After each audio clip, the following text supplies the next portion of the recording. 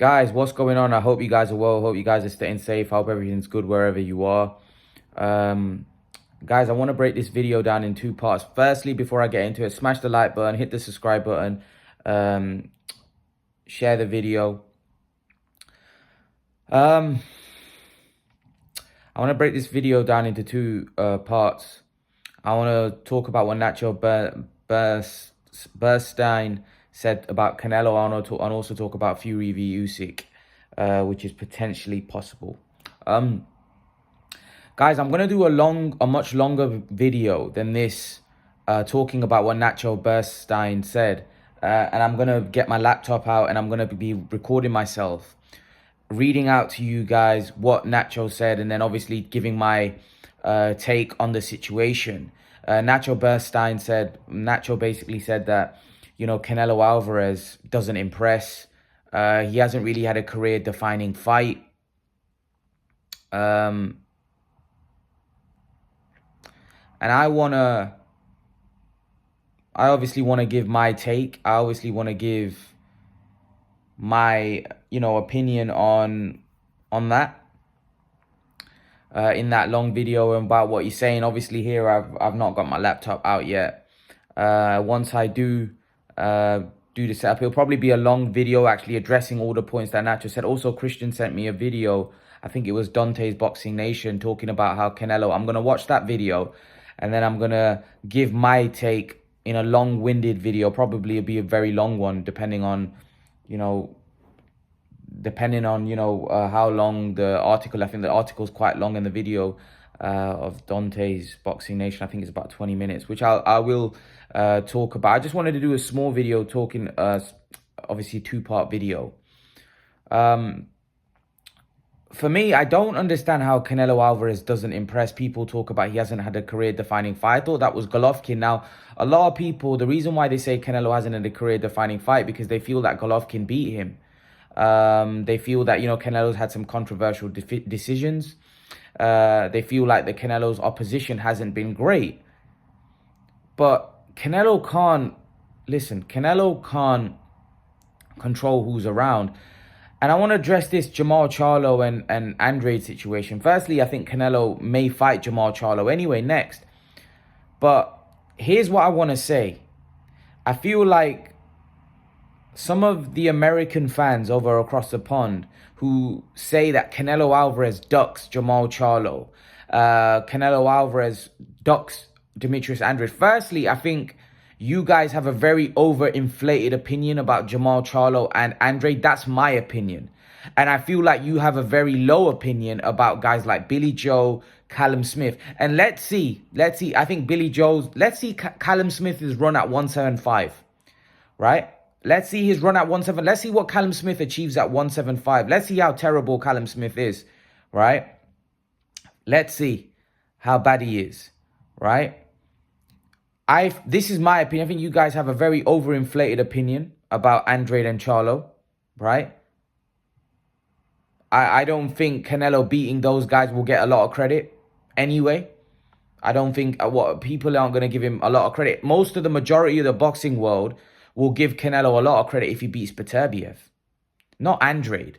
There's a certain specific Andrade fans that think that Andrade will beat Canelo, but if you ask aficionados, you ask Max Kellerman, you ask all the top, boxing experts that we listen to, none of them would pick Andrade to beat Canelo. Very few would pick Andrade to beat Canelo, and even fewer would pick Charlo to beat Canelo Alvarez. Canelo would go into those fights as a huge favorite.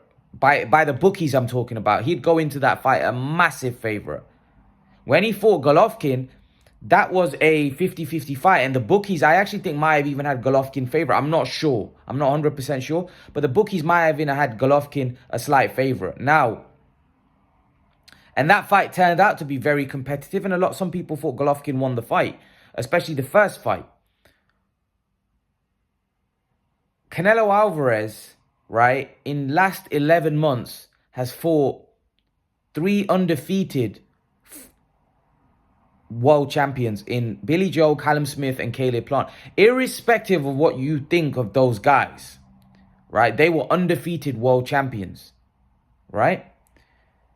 If we talk about the three guys that people may want to see in fight, Benavidez, Andrade, and Charlo, I think two of those fights are going to happen for sure. Benavidez and Charlo, I think Canelo's will fight. Andrade, I think he has an issue with Andrade. Some people say he's ducking him because he's stylistically. But if he fought Lara, if he fought Floyd, if he fought Billy Joe, right? And yeah, okay, Andrade's better than Billy Joe. Just say, suppose, he's better than Billy. He's not afraid to fight anyone. Canelo's resume, he's not afraid of fighting Andrade. Even if that is the case, you can't put that out there because of who Canelo fought. Now people say, oh, well, Canelo's fought all washed up fighters. He's fought. The fact of the matter is, his resume is still better than virtually anyone in boxing today.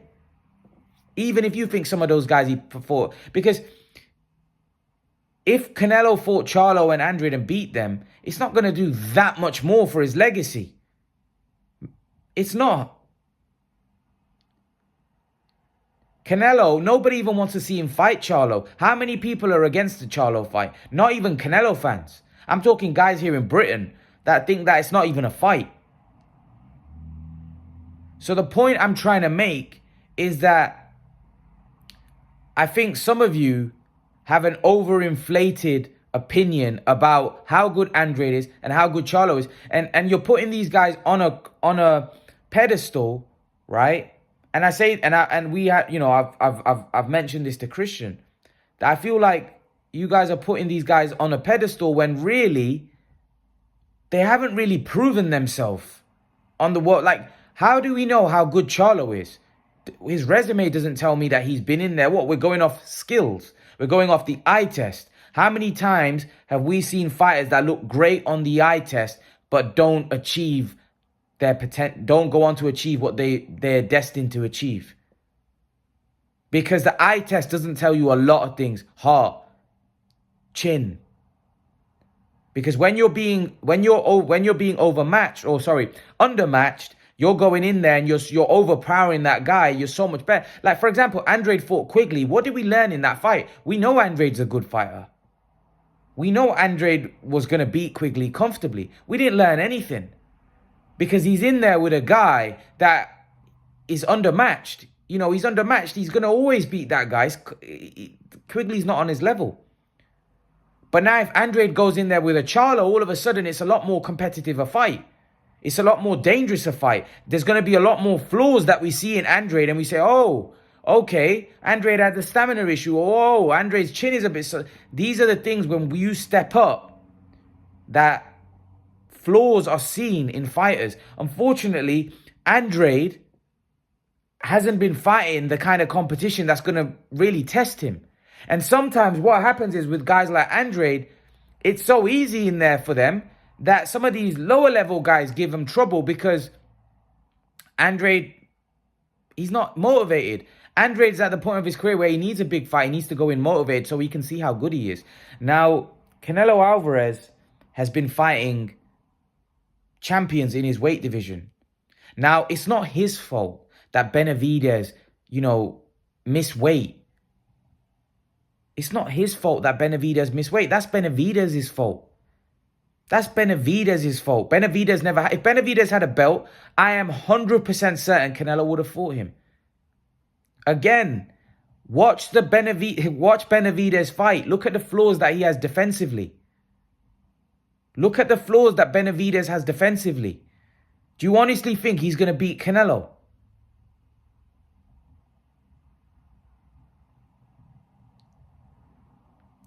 And this is what I keep saying. Canelo Alvarez is fighting the champions in his division. He fought 3 champions, Callum Smith, Billy Joe, and Caleb Plant. They were 3 champions in that division.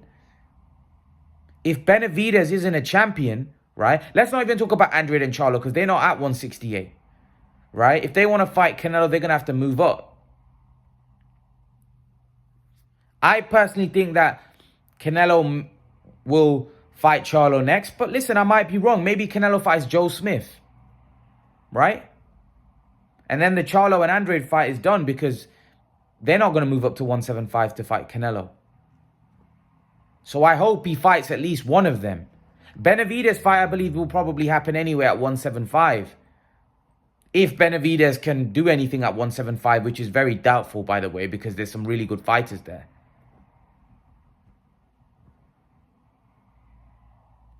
So the point I'm trying to make is none of these guys want to fight each other, right?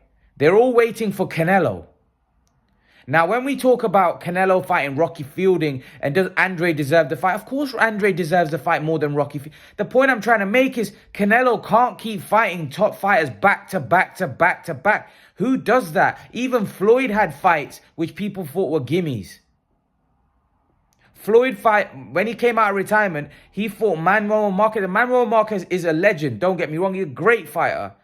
But Manuel Marquez came up 2 weight classes to fight Floyd Mayweather.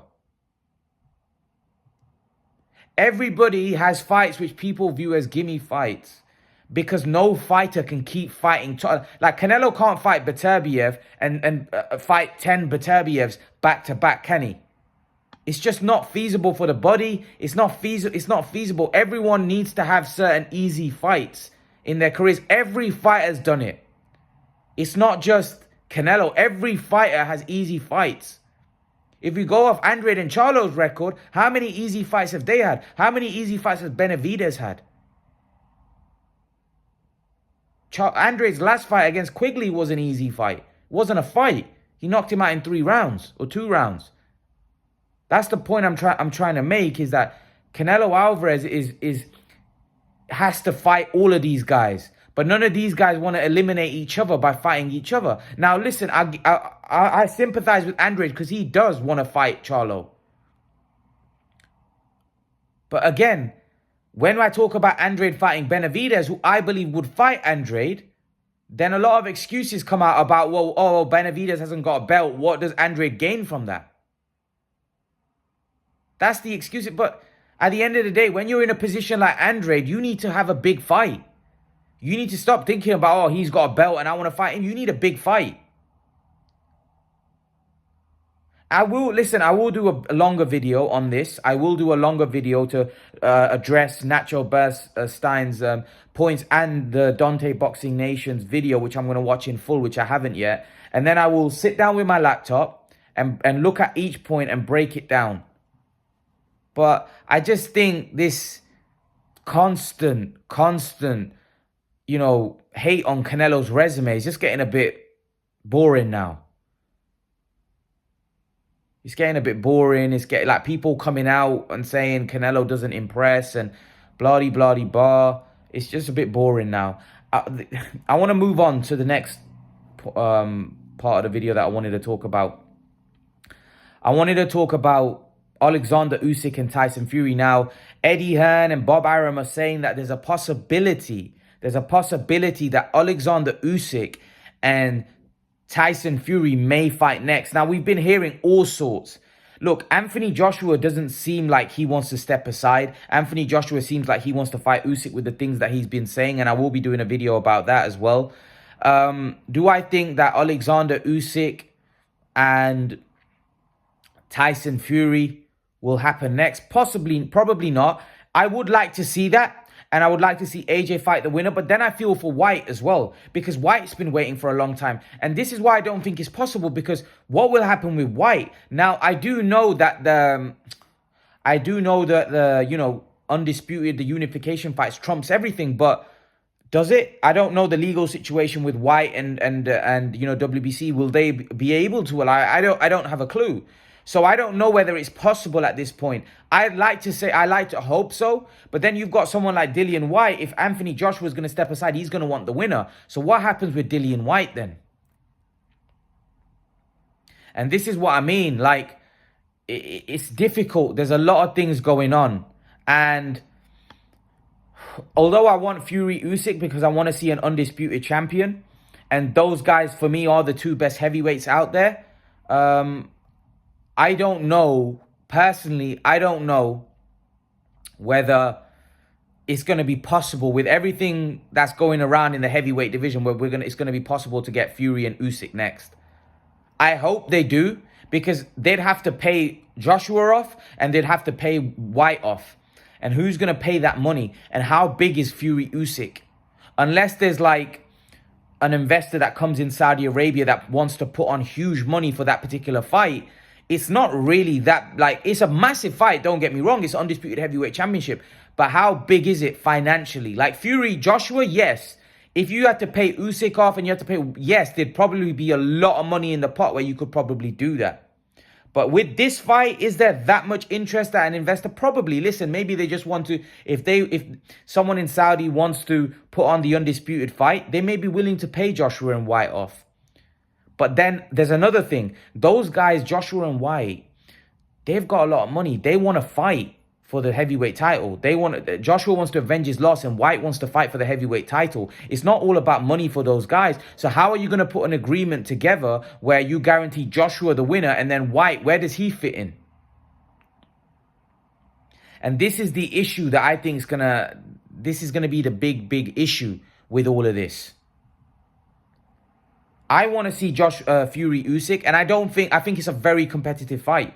I do. I don't think it's what people are saying. I don't think it's as one-sided as what people think. I think Usyk could cause Fury all kinds of trouble. All kinds of trouble.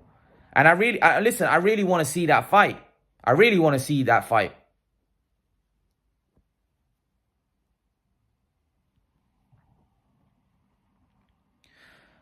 For me, personally, I think that Joshua will fight Usyk next. And Fury will probably fight White. I don't know the situation. Look, the Fury-White purse bid has been extended. It's coming to a point now where I hope Dillian White can get what he wants and Dillian White can get the fight on. Some people are saying Dillian White should take the fight. Some people are saying Dillian White shouldn't. I have said that I think Dillian White should get his worth. I'm not against Dillian White doing what he's doing, because at the end of the day, Dillian White has been waiting a long time. Dillian White is not a normal challenger. This is a guy that's been doing a lot of pay-per-view fights himself. This is a guy that's been earning a lot of money. And this is a guy that's been in the mandatory position for a while. Sometimes there comes to a point where, you know what, where you have to maybe bite down and say, you know what, I might have to take this fight. I might not be happy with what I'm getting. But if I believe I can win, if I believe I can beat Tyson Fury, right, which I believe Dillian White believes that. Dillian White wants to get his worth, but Dillian White generally believes, I don't think Dillian White would go into a fight against anyone believing that he's going to lose. I just don't think that is Dillian White's makeup or character. Dillian White's a guy that believes in himself. Dillian White feels he will beat Tyson Fury. I don't believe he will. But Dillian White, deep down, believes he will. That's just the character of Dillian White. So, I get where Dillian White... I understand Dillian White's situation. I sympathize with him. But I think there will come a time where he might have to take what he doesn't want. Take the fight, go in there, and you're still going to get paid a lot of money. And Dillian White, it's not like if Dillian White loses to Tyson Fury, that Dillian White's got nowhere. Dillian White's going to be a credible top 10 heavyweight that's always going to get opportunities because he's a big name, he's a draw, and he will get opportunities. Joshua's already said that he wants to fight Dillian White in the future. So that's going to be a mega fight, irregardless if they have belts or not. That's going to be a big fight. That's going to be a mega fight just because of the history of the two. There's beef there, there's grudge there. You know, I think Dillian White made a massive mistake not fighting Anthony Joshua, because when you think about what happened to Anthony Joshua against Ruiz, and you think about if Dillian White had actually taken that fight, who knows what would have happened in that fight. And don't get me wrong, people say that the Ruiz fight was where Joshua was looking vulnerable. I thought the vulnerability started way before that. And the vulnerability was always there. It's just that Joshua now lacks a lot more confidence. So who knows? Dillian White could have beaten Anthony Joshua. So Dillian White could have right now been a unified heavyweight champion. And it could have been him that fought Usyk. Not Joshua, but Dillian White didn't take that opportunity because he didn't agree with the terms. So I think there'll come a time where if Dillian Whyte doesn't take this opportunity, I can't remember who it was. Was it Dan Rafael? That he may never get another opportunity. He may not get an opportunity. So it probably makes sense for Dillian Whyte to take the fight. I would love to see Dillian Whyte beat Tyson Fury. I think it's a great fight. I do. I genuinely think it's a great fight. I think it's a fight which a lot of people may sleep on. I think Fury wins, but I do think that Dillian Whyte's a live underdog in this fight. Just because of the self-confidence, the belief, the heart that Dillian Whyte has, he's a dangerous fight for anybody, and he can punch. And any heavyweight that can punch is dangerous. So I really hope Dillian Whyte takes this opportunity. I also hope he gets what he wants, but he may not get what he wants. But he may have to bite down and say, you know what? I believe in myself. I believe I'm going to beat Tyson Fury. I'm going to go in there, take this opportunity, and I'm going to go in there and beat Tyson Fury and then become the king of the heavyweight division. I'm not sure Dillian Whyte would do that. Dillian Whyte might. I don't know. Let's see how this thing plays out. I also think Joshua also... Look, Eddie Hearn is very smart. Eddie Hearn knows that if Joshua can be guaranteed the winner of Usyk and Fury, he might even say to Joshua, listen, I think it's a good opportunity because if you get the winner, which may be Fury, that makes a lot of sense because firstly, you may have a better chance of beating Tyson Fury. I'm pretty sure he won't say that to AJ that, you have a better chance of beating Tyson Fury because AJ probably feels he can beat Usyk. But it just makes a lot of sense because you will then be fighting for what you wanted to fight for, the undisputed championship of the world. That's always what Joshua wanted to be, the undisputed. Now, yes, he may not like the fact that Fury and Usyk fighting will mean that there will be another undisputed champion before him. But you've got to look at it this way. Looking at it from my point of view, I don't think he beats Usyk. I don't think he beats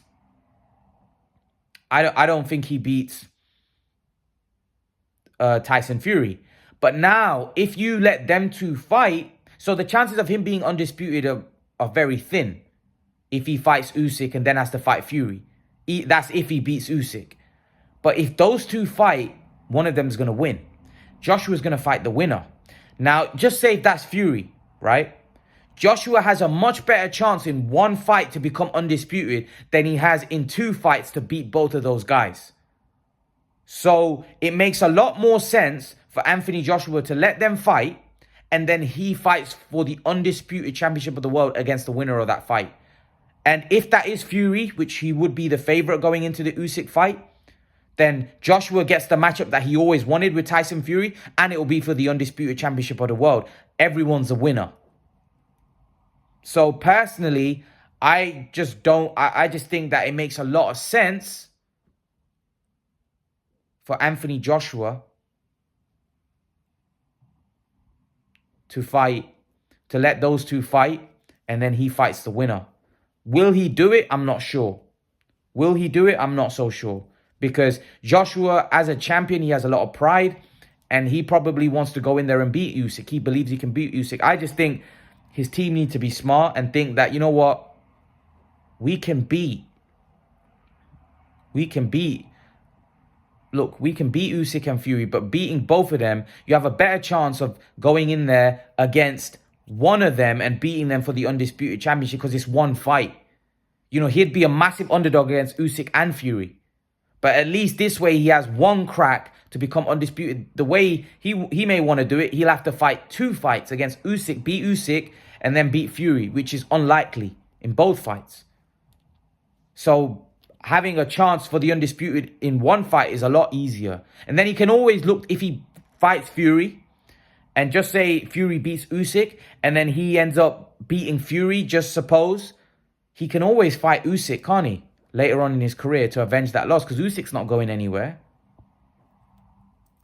So this is the point I'm trying to make, that I think Anthony Joshua should probably allow those two to fight. But again, I don't think it's going to be that easy for that to happen anyway, because I think Dillian Whyte is there waiting. So How easy is that for it to happen? I'm not so sure. But leave your thoughts in the comment section below, guys. Let me know what you think.